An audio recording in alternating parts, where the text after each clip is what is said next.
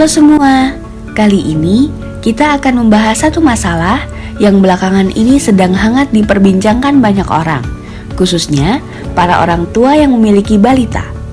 Ya, stunting.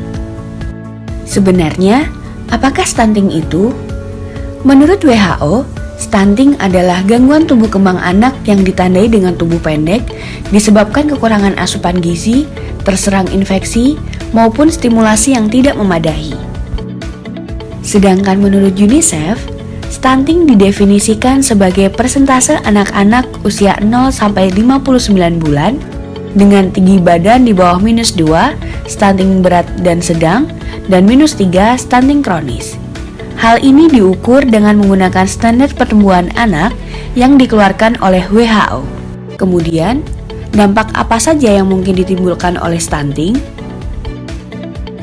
Stunting berpotensi memperlambat perkembangan otak, dengan dampak jangka panjang berupa keterbelakangan mental, rendahnya kemampuan belajar, dan resiko serangan penyakit kronis seperti diabetes, hipertensi, hingga obesitas. Lalu, faktor apa saja yang dapat meningkatkan resiko terjadinya stunting? Stunting disebabkan oleh faktor multidimensi dan tidak hanya disebabkan oleh faktor gizi buruk yang dialami oleh ibu hamil maupun anak balita. Secara lebih detail, beberapa faktor yang meningkatkan risiko terjadinya stunting sebagai berikut. 1. Praktik pengasuhan yang kurang baik, termasuk kurangnya pengetahuan ibu mengenai kesehatan dan gizi sebelum dan pada masa kehamilan, serta setelah ibu melahirkan. Beberapa fakta dan informasi yang ada menunjukkan jumlah bayi 0 sampai 6 bulan yang mendapatkan air susu ibu secara eksklusif dan bayi 6 sampai 24 bulan menerima makanan pendamping air susu ibu masih belum optimal. MPASI mulai diperkenalkan ketika balita berusia di atas 6 bulan. Selain berfungsi untuk mengenalkan jenis makanan baru pada bayi, MPASI juga dapat mencukupkan kebutuhan nutrisi tubuh bayi yang tidak lagi disokong oleh ASI, serta membentuk daya tahan tubuh dan perkembangan sistem imunologis terhadap makanan maupun minuman.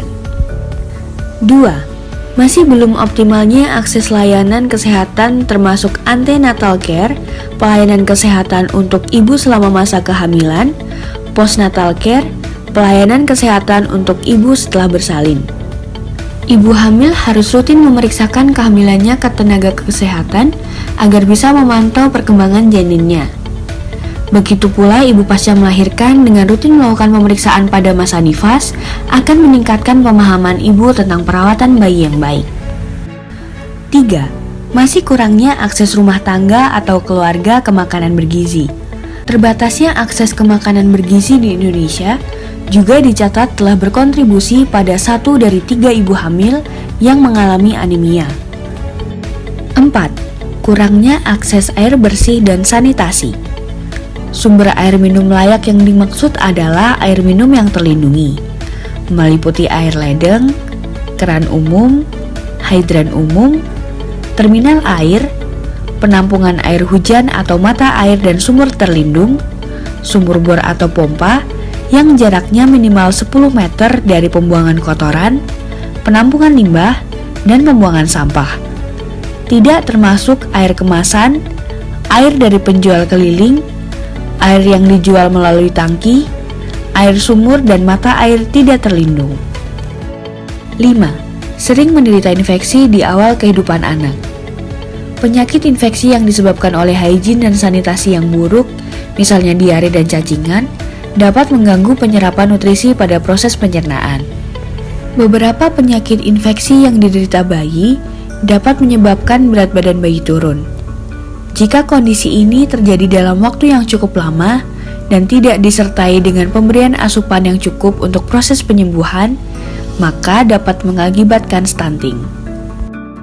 Lalu, seperti apa ciri-ciri anak mengalami stunting? 1. Anak berbadan lebih pendek untuk anak seusianya. 2. Proporsi tubuh cenderung normal, tetapi anak tampak lebih muda atau kecil untuk usianya. 3. Berat badan rendah untuk anak seusianya. 4. Pertumbuhan tulang tertunda. Namun, jangan khawatir, stunting dapat dicegah, terutama dengan mengoptimalkan masa 1000 hari pertama kehidupan. Stunting umumnya diakibatkan oleh kurangnya asupan nutrisi pada 1000 hari pertama anak. Hitungan 1000 hari di sini dimulai sejak janin sampai anak berusia 2 tahun. Jadi, gizi pada masa 1000 hari pertama kehidupan anak sangat penting untuk mencegah stunting. Oleh karena itu, orang tua harus bisa memberikan asupan nutrisi yang sesuai. Selain itu, ada cara apa lagi ya? Yuk simak penjelasan ini. 1. Memenuhi kebutuhan gizi sejak hamil. Tindakan yang relatif ampuh dilakukan untuk mencegah stunting pada anak adalah selalu memenuhi gizi sejak masa kehamilan. Ibu yang sedang mengandung disarankan selalu mengonsumsi makanan yang sehat dan bergizi maupun suplemen atas anjuran dokter. Selain itu, ibu yang sedang menjalani proses kehamilan sebaiknya rutin memeriksakan kesehatannya ke dokter atau bidan. 2. Berikan ASI eksklusif sampai bayi berusia 6 bulan. ASI ternyata berpotensi mengurangi peluang stunting pada anak berkat kandungan gizi mikro dan makro.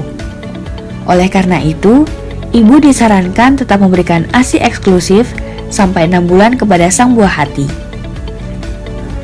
Protein whey dan kolostrum yang terdapat pada susu ibu pun dinilai mampu meningkatkan sistem kekebalan tubuh bayi yang terbilang rentan. 3. Memberikan MPASI sehat dengan tetap melanjutkan ASI hingga usia 2 tahun. Ketika bayi menginjak usia 6 bulan ke atas, maka ibu sudah bisa memberikan makanan pendamping atau MPASI. Dalam hal ini, pastikan makanan yang dipilih bisa memenuhi gizi mikro dan makro yang sebelumnya selalu berasal dari ASI untuk mencegah stunting. WHO pun merekomendasikan fortifikasi atau penambahan nutrisi ke dalam makanan. Di sisi lain, sebaiknya ibu berhati-hati saat akan menentukan produk tambahan tersebut. Konsultasikan dulu ke dokter. 4. Terus memantau tumbuh kembang anak. Orang tua perlu terus memantau tumbuh kembang anak mereka, terutama dari tinggi dan berat badan anak. Bawa si kecil secara berkala ke posyandu maupun klinik khusus anak. Dengan begitu, akan lebih mudah bagi ibu untuk mengetahui gejala awal gangguan dan penanganannya. 5. Selalu jaga kebersihan lingkungan. Seperti yang diketahui, anak-anak sangat rentan akan serangan penyakit, terutama kalau lingkungan di sekitar mereka kotor. Faktor ini pula yang secara tidak langsung meningkatkan peluang stunting.